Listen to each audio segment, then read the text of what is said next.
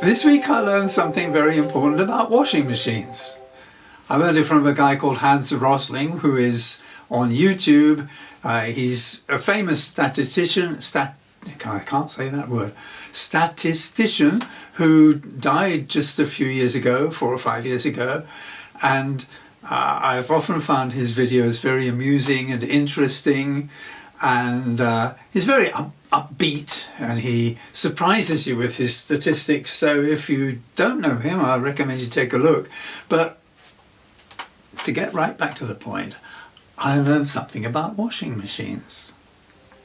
Now, it's very moving in a way, the way he presents his video on washing machines. It talks about his own family and how they got a washing machine and how it was like a kind of sacred object, and it freed his mother and his grandmother, it freed the women in the house from having to wash clothes every day by hand. Great. At the beginning of the video he puts clothes in, and at the end he opens it and he takes out books. And kind of stretching a point a bit perhaps, but he says, look, because my mother had a washing machine, she had time. She had time to read books to me, and look what happened to me. I ended up a university professor. Okay, well, he might have ended up a university professor anyway, but he's kind of ascribing his own success in life to the fact that his mother was liberated from the task, the drudgery of having to wash clothes. And that was interesting enough in itself, but that's not what I wanted to talk about here. I wanted to say that what really struck me was something that came in the course of his presentation, and that was the way that he divided the world up into the haves, who spend $80 or more a day, and the have-nots, who spend less than $2 a day. And you got like 2 billion have-nots and 1 billion haves. And this is about 10 years ago, so the numbers would probably be a bit different now, but let's say it's $100 a day now and $3 or whatever.